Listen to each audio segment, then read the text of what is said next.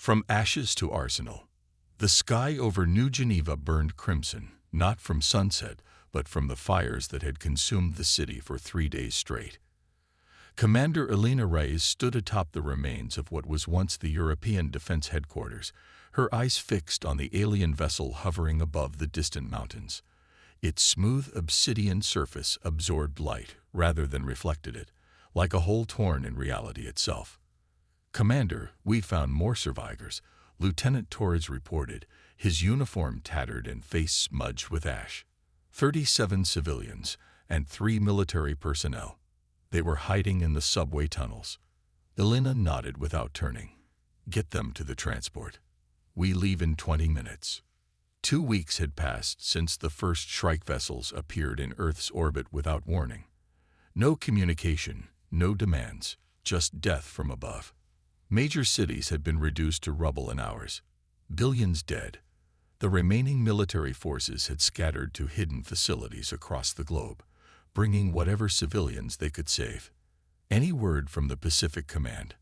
Elena asked, finally turning away from the burning horizon. Torres shook his head. "Nothing since yesterday. The last transmission mentioned alien ground forces landing near their position." Elena's jaw tightened. She had lost everyone: her parents in Madrid, her brother in the initial attacks on the International Space Station. All she had left was her duty to the survivors and a promise of retribution that burned hotter than the fires consuming the planet.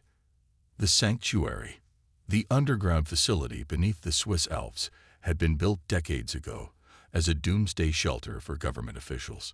Now it housed the remnants of Europe's military leadership and nearly 3,000 civilians, scientists, engineers, and families who had escaped the slaughter above. General Hammond, his right arm ending in a hastily bandaged stump, addressed the room of haggard officers. "The situation is grim. We've lost contact with 80% of our remaining forces worldwide. Asia Command is confirmed destroyed. America's command has gone dark." "What about the weapon?" Elena asked, cutting through the murmurs of despair. All eyes turned to Dr. Aisha Kapoor, who sat quietly at the end of the table. The physicist had been leading the team studying the crashed Shrike scout ship recovered from the Black Forest 3 days after the initial attack. "We've made a breakthrough," Dr. Kapoor said, her voice steady despite her exhaustion. "The Shrike ships utilize a form of gravitational manipulation we've never seen before. They don't just bend space, they'd fold it." She activated a holographic display showing intricate schematics. "We've managed to reverse engineer some of their technology. With the materials salvaged from their scout ship and our existing fusion technology, we believe we can build a vessel capable of matching, perhaps even exceeding, their capabilities." "How long?" General Hammond asked. "Under normal circumstances. 20 years, Dr. Kapoor replied. "With every resource we have and working round the clock. 8 months. "We don't have 8 months, Elena said. "Those things are systematically destroying everything. They're terraforming Earth. Then we need to accelerate the timeline," Hammond declared. "Commander Reyes, I'm placing you in charge of Project Vengeance. Whatever Dr. Kapoor needs, she gets. Find a way to make this happen faster." Warship. 4 months into the project, Elena sat in Dr. Kapoor's makeshift laboratory, watching as the scientist manipulated a floating sphere of what appeared to be liquid metal suspended in an electromagnetic field. "We've been approaching this all wrong," Dr. Kapoor explained, excitement breaking through her professional demeanor. "We've been trying to understand their technology through our scientific paradigm, but the Shrike don't think like us. Their mathematics, their physics, it's fundamentally different." "Different how?" Elena asked, leaning forward. "They don't see dimensions as separate entities. To them, space, time, gravity, they're all expressions of the same underlying force." Dr. Kapoor gestured to a series of equations on a nearby screen. "Once we realized this, we were able to decipher their propulsion system. And not just that, their weapons technology too." The floating metal sphere suddenly compressed, then expanded in a controlled wave that sent a ripple through the laboratory. Equipment rattled on shelves, and Elena felt a momentary vertigo. That was a microscopic version of their gravitational weapons, Dr. Kapoor said. Imagine scaling this up 10,000 times. You could tear apart molecular bonds at a distance, essentially unmaking matter itself. Elena stared at the now placid sphere. Can we build it? We already are. Project Vengeance isn't just a ship anymore, Commander. It's the most powerful weapon humanity has ever conceived. The Vengeance Takes SHAP. The central hangar had been converted into a massive construction bay. The skeletal frame of what would become humanity's last hope took shape under the tireless efforts of engineers and technicians working in shifts around the clock. The Vengeance was unlike any vessel humans had designed before, a fusion of terrestrial engineering and alien technology. 6 months after the project began, Elena stood with General Hammond observing the nearly completed ship. Its hull gleamed with a strange iridescence, the alien alloys integrated with earth metals, creating a material stronger than anything previously known to humanity. She's magnificent, Hammond admitted. But will she fly? Dr. Kapoor says the propulsion systems are operational, Elena replied. We've successfully tested the gravitational drive in isolated conditions. The weapons systems are at 70% completion. A sudden commotion drew their attention. Dr. Kapoor was rushing toward them, tablet in hand. We've detected a signal, she said, her voice tight with urgency. A Shrike command vessel has altered course. It's heading directly for our location. Hammond's face paled. How? Our shielding should have. They must have detected our test of the gravitational drive, Dr. Kapoor interrupted. The energy signature is distinctive. They know we have their technology. Elena felt a cold certainty settle over her. How long do we have? 36 hours. Maybe less. Hammond turned to Elena. It seems the timeline has been decided for us. Commander, prepare the Vengeance for immediate launch. Final preparations. The next day passed in a blur of frantic activity. Systems that should have undergone weeks of testing were brought online in hours. Crew members, all volunteers, all survivors with nothing left to lose, were hastily trained on controls that merged human interfaces with adapted alien technology. Elena stood in what would be her command center, surrounded by screens displaying the ship's status. The Vengeance was unlike traditional vessels. No bridge, no windows. Instead, a neural interface system would provide the commander with a 360-degree awareness of the ship's surroundings, processed directly through their consciousness. The neural link is ready for calibration, Commander, Dr. Kapoor said, holding a sleek headset. Once initialized, you'll be connected to every aspect of the ship. You'll feel it as an extension of yourself.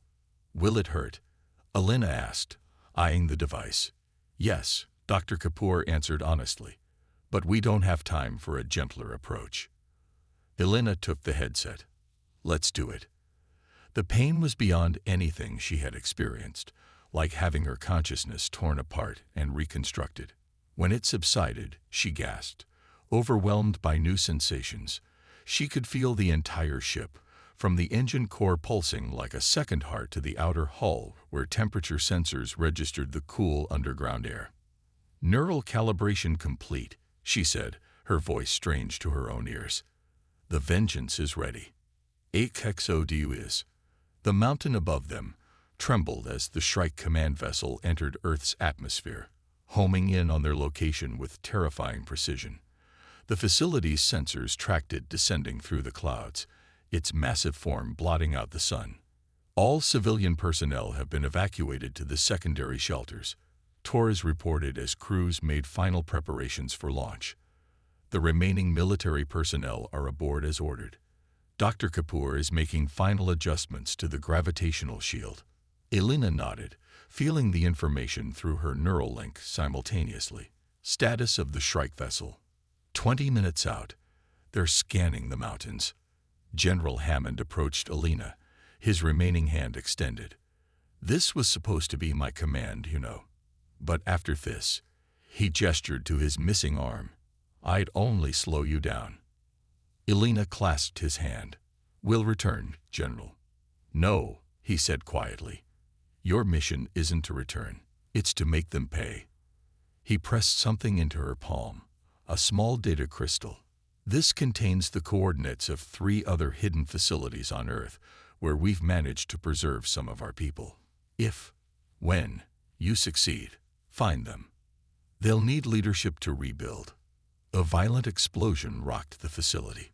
Dust and debris showered down from the ceiling. They found us, Torres said, his voice calm despite the circumstances. Direct hit on the mountain peak. Launch sequence initiated, Elena announced, feeling the Vengeance's systems come fully online through her neural link. The massive bay doors above the ship began to part, revealing a narrow shaft leading to the surface. All civilian personnel have been evacuated to the secondary shelters, Torres reported as crews made final preparations for launch. The remaining military personnel are aboard as ordered. Dr. Kapoor is making final adjustments to the gravitational shield. Elena nodded, feeling the information through her neural link simultaneously. Status of the Shrike vessel. 20 minutes out. They're scanning the mountains.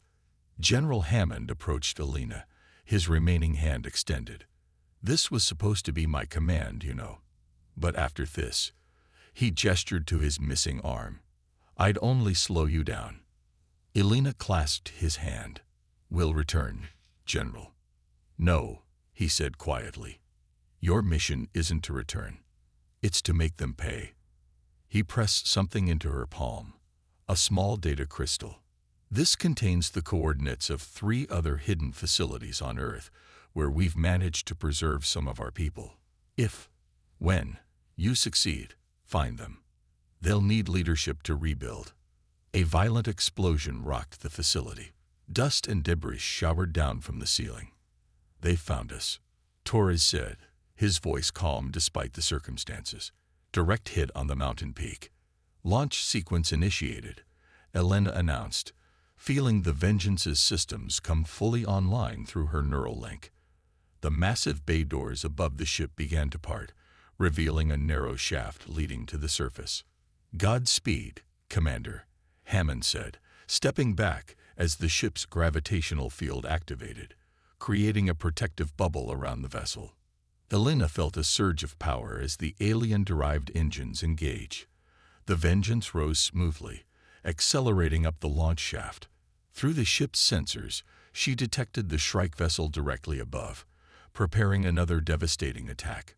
As the Vengeance burst from the mountain, the Shrike ship loomed overhead like a massive obsidian cloud, its weapons ports glowing with accumulated energy. Elena didn't hesitate. Through her neural link, she activated the ship's primary weapon, the gravitational disruptor. A pulse of invisible force erupted from the Vengeance, distorting the very fabric of space around the Shrike vessel.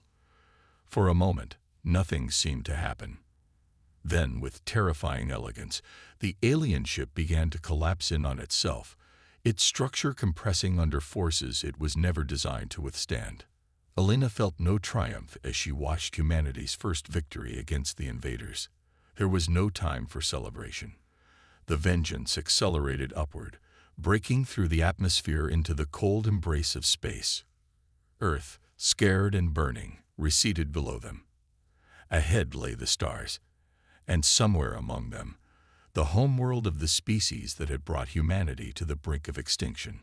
Set course for the coordinates we extracted from the scout ship, Elena ordered. It's time the Shrike learned that humans don't die quietly. The Vengeance's gravitational drive engaged, and the ship disappeared into the depths of space, carrying with it humanity's last hope for survival, and its burning desire for vengeance. The reckoning force. The vast emptiness of deep space enveloped the Vengeance as it emerged from its first gravitational fold jump. Stars gleamed like distant beacons against the void, indifferent to the human drama unfolding in their midst. Elena felt the ship around her through the neural interface, sensors feeding data directly into her consciousness, temperature variations, radiation levels, gravitational fluctuations. Jump successful, she announced to the bridge crew, who were still adjusting to the disorienting sensation of moving vast distances instantaneously. Position confirmed. We're at the edge of the Shrike system. Lieutenant Torres studied the tactical display. No signs of detection. Their orbital defenses remain inactive. Elena allowed herself a moment of grim satisfaction. The reverse-engineered Shrike technology had worked perfectly. Now came the real test. Begin passive scans, she ordered.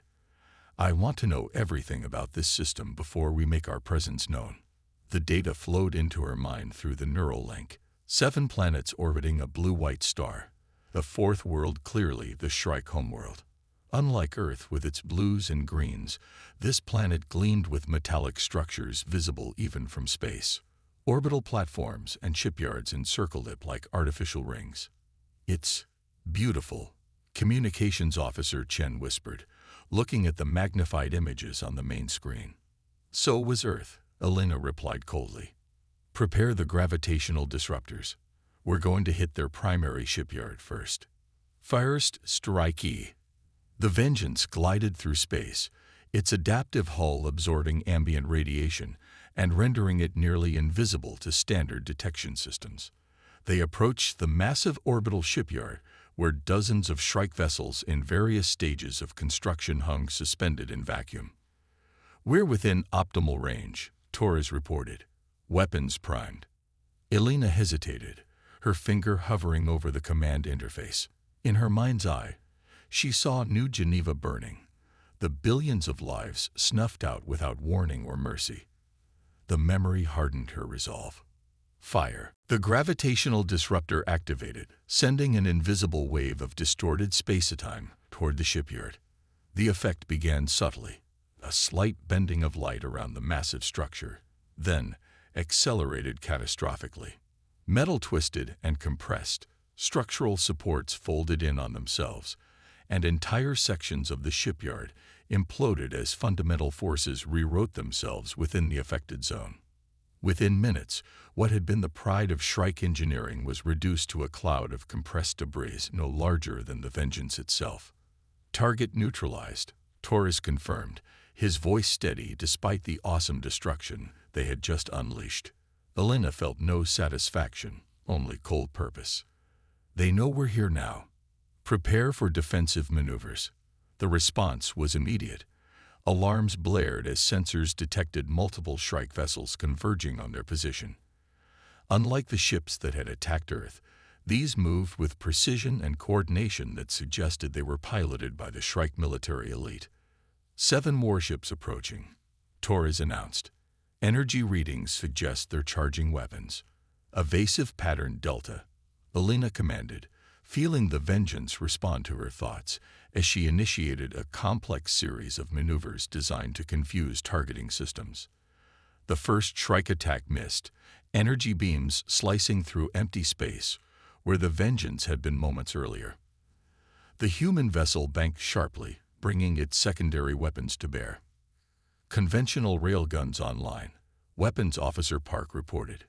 Targeting lead vessel. Fire at will, Elena ordered. Hyper-accelerated projectiles streaked toward the Shrike warship, most deflected by their energy shields, but several penetrating to strike the hull. The alien vessel shuddered but maintained pursuit. Their shields are adapting, Park warned. Railgun effectiveness dropping. Elena felt a surge of anger. Then we use what they understand. Charge the gravitational disruptor for a focused burst. The Vengeance shuddered as a Shrike energy beam grazed its port side. Through the neural link, Elena felt the pain as if it were her own flesh being seared. Disruptor at 60%, Torres called out. We need 30 seconds to full charge. We don't have 30 seconds, Elena responded, channeling power from non-essential systems. Fire at 40%. Narrow the beam to compensate.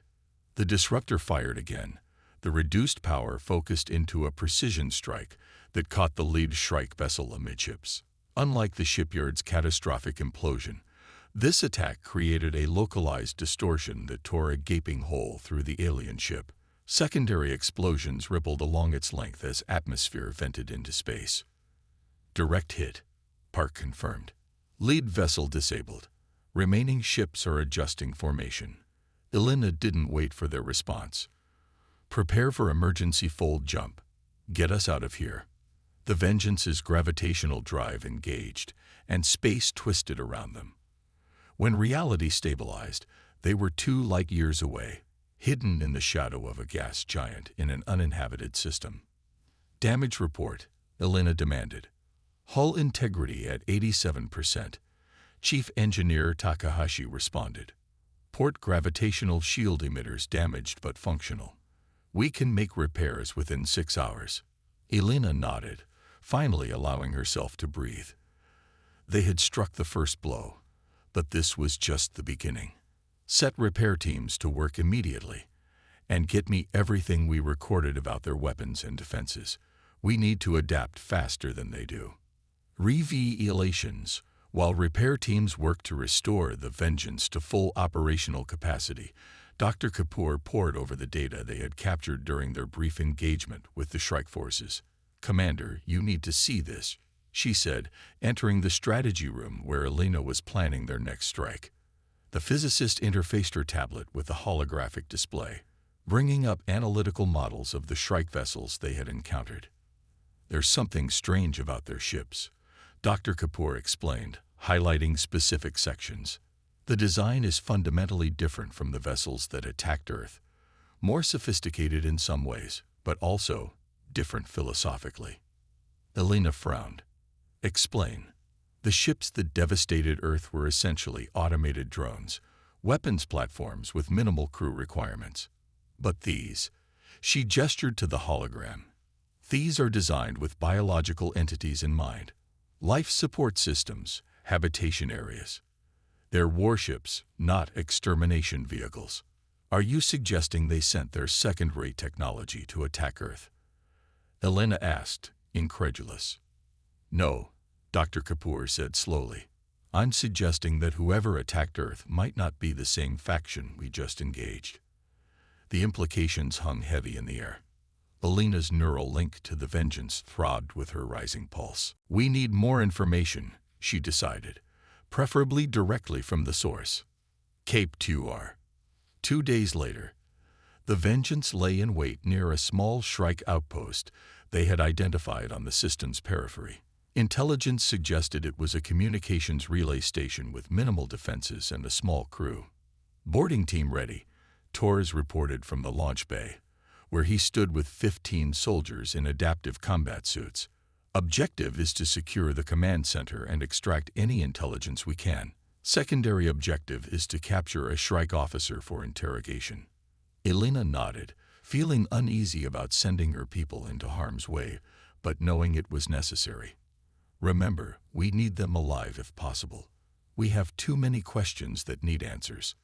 The boarding shuttle launched, approaching the station from its darkened side to minimize detection. Through the neural link, Elena monitored their progress, feeling a tension that only grew as the team successfully breached the station's outer hull. Contact, Torres whispered over the comm. 2 Shrike guards. Neutralizing. There was a brief exchange of weapons fire, then silence. Guards subdued, 1 casualty on their side. Proceeding to command center.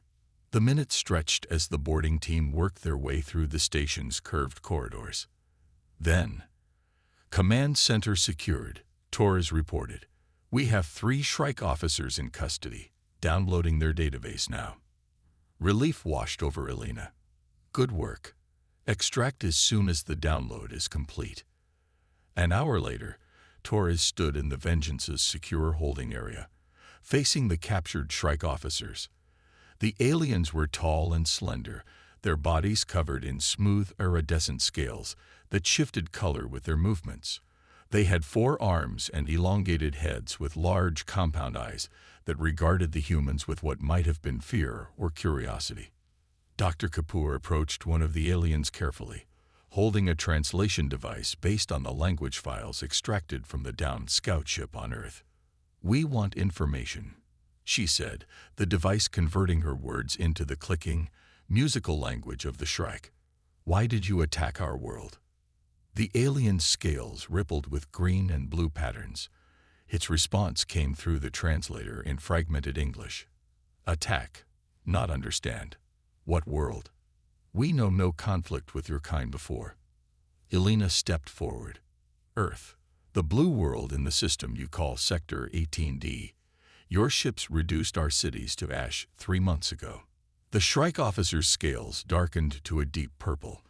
It conferred briefly with its companions in sounds too quick for the translator to catch, then turned back to the humans. Not Shrike Empire. Harvesters. Ancient enemy. They use our discarded technology. Forbidden weapons. The alien's compound eyes fixed on Elena. You fight wrong, enemy. The truth. The data retrieved from the communication station confirmed the captive's claim. The Shrike Empire was locked in a centuries-long conflict with a faction they call the Harvesters, a splinter group that had broken away from their civilization millennia ago. The Harvesters believed in a radical philosophy of resource extraction, terraforming inhabited worlds to suit their needs regardless of indigenous life. They're planet killers, Dr. Kapoor explained as she presented her findings to the ship's senior officers. They find worlds with resources they need, exterminate the native species, and transform the environment. They'd done it dozens of times across this sector of the galaxy. And they use stolen Shrike technology to do it. Elena added, the pieces falling into place. That's why we were able to reverse engineer their systems so quickly. They were designed by the same species. Torres looked troubled. So we'd just attacked the wrong aliens, the ones who might have actually helped us. The Shrike aren't innocent, Dr. Kapoor cautioned. Their empire is built on subjugation too, just less absolute than the Harvesters. They don't typically destroy civilizations outright, but they do conquer and assimilate them. Elena stood at the viewport, watching the stars. The neural link hummed at the base of her skull, connecting her to the Vengeance, and through it to every soul aboard. They had left Earth seeking retribution, but now faced a more complex reality than the simple vengeance they had envisioned. We need to speak with the Shrike leadership, she decided. If the Harvesters are their enemy too, perhaps we can forge an alliance. Diplomacy through strength. The meeting took place on neutral ground, a decommissioned Shrike space station at the edge of their territory. The Vengeance approached cautiously, sensors at maximum sensitivity to detect any hint of betrayal. They're hailing us, Communications Officer Chen reported. Video transmission. The main screen activated, showing a Shrike official whose scales gleamed with metallic implants that denoted high rank. The translator rendered its words into English. Vessel Vengeance. We receive you. Your actions against our shipyard were provocative, but understandable given the circumstances. I am Counselor Vexra of the Imperial Coordination Body. Elena stepped forward, ensuring she was visible in the return transmission. I am Commander Elena Reyes of Earth. We came seeking justice for our world. We still do. The Harvesters are our common enemy, Vexra replied. They have violated our territorial boundaries for centuries, stealing our technology and perverting it to their purpose. Your world is not the first they have consumed, but their attacks have accelerated recently. Why? Elena asked. The Shrike Counselor's scales shifted to a deep blue.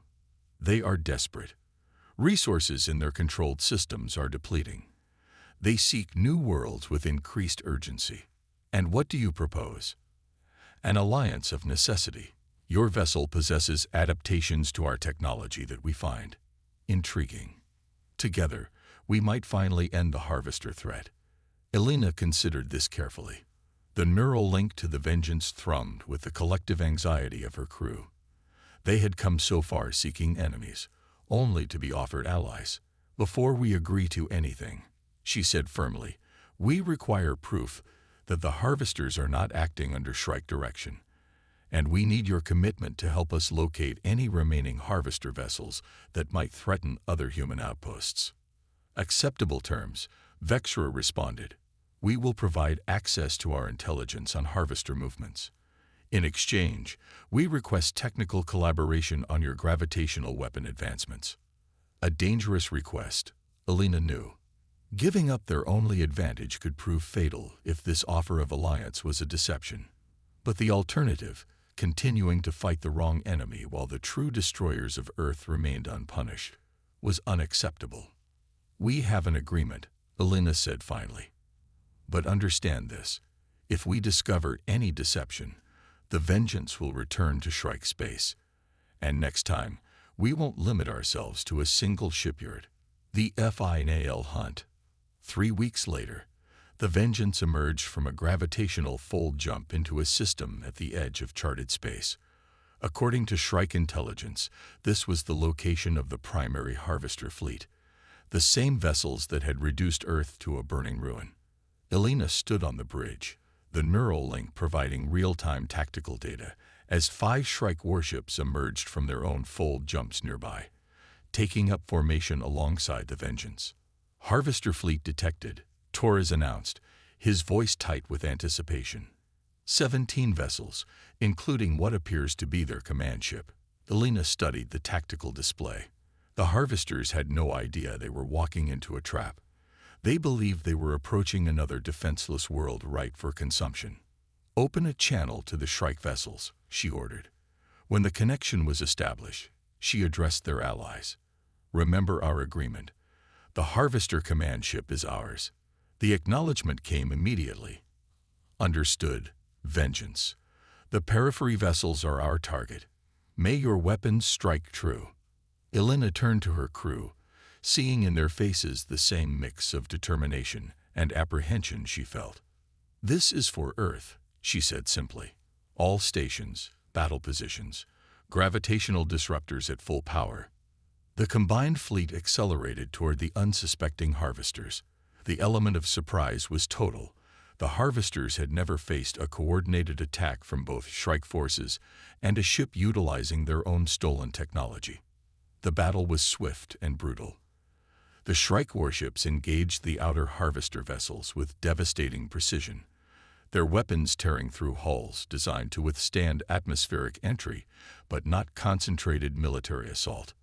The Vengeance plunged toward the heart of the harvester formation, its adaptive hull absorbing enemy fire as it closed on the massive command ship. Alina felt every impact through the neural link, channeling the pain into focused rage as she directed their approach. Gravitational disruptors locked on their engine core, Torres reported, ready to fire on your command. Alina hesitated, remembering General Hammond's words. Your mission isn't to return, it's to make them pay. They could destroy the Harvester command ship with a single strike of their primary weapon. Justice for Earth, delivered in an instant of obliteration. But another thought surfaced through the neural link, a collection of impressions from Dr. Kapoor's research. The harvesters were not mindless destroyers. They were desperate survivors of their own ecological collapse, driven to extremes by their failure to manage their resources sustainably. Their choice to destroy other civilizations was unforgivable, but their motivation was terrifyingly familiar. Hold fire, Alina ordered suddenly. Target their weapon systems and propulsion only. I want that ship disabled, not destroyed. Torres looked at her in surprise. Commander, Earth is gone, Alina said, her voice steady despite the grief that threatened to overwhelm her. Destroying them won't bring it back, but understanding why they did it, making sure it never happens to another world, that's a legacy worth building. The Vengeance adjusted its attack, precise gravitational pulses disabling the Harvester flagship without triggering the catastrophic implosion that had destroyed the Shrike shipyard. As the massive vessel drifted powerless, Alina opened a channel. Harvester command vessel. She transmitted, "This is Commander Alina Reyes of Earth, the world you destroyed. We could annihilate you as you did our planet, but instead, we offer one chance. Surrender and face justice, or be destroyed." The response came after a long pause, translated from the Harvester language. We surrender. Our weapons are offline. We await your terms. A nu beginning. 1 month later, The Vengeance orbited the third planet of an unremarkable yellow star, 30 light-years from Earth. Below, a blue-green world remarkably similar to humanity's lost home turned slowly, uninhabited but teeming with primitive life. The survey teams report optimal conditions, Dr. Kapoor said, reviewing the data on her tablet. Atmosphere, gravity, biodiversity, all within parameters that would support human life with minimal adaptation. Elena nodded, gazing at the planet through the view screen. And the Shrike have confirmed they have no claim to this system. Confirmed and documented in the treaty, Torres replied. This world, and 3 others like it, are recognized as human territory in exchange for our continued technological cooperation. The Vengeance had changed in the months since their first battle. No longer simply an instrument of destruction, it had become a symbol of humanity's resilience and its determination to build a different future than the one the Harvesters had chosen. Begin preparation for the colony ships, Elena ordered. The neural link hummed with a new kind of energy, not the cold focus of Vengeance, but something warmer, more hopeful. It's time to bring our people home. As the Vengeance maintained its vigilant orbit, the first shuttles descended to the planet's surface. Aboard were scientists and engineers from the hidden Earth facilities, their eyes wide with wonder as they stepped onto solid ground for the first time in over a year. They named the planet Nova Terra, New Earth, not a replacement for what was lost, but a promise that humanity would not follow the path of the Harvesters. They would build, not destroy. Create, not consume. And high above, the Vengeance stood watch, a guardian forged in humanity's darkest hour, now serving as protector of its brightest dawn. Elena felt the ship respond to her thoughts through the neural link, no longer resonating with pain and rage, but with something she had almost forgotten: hope.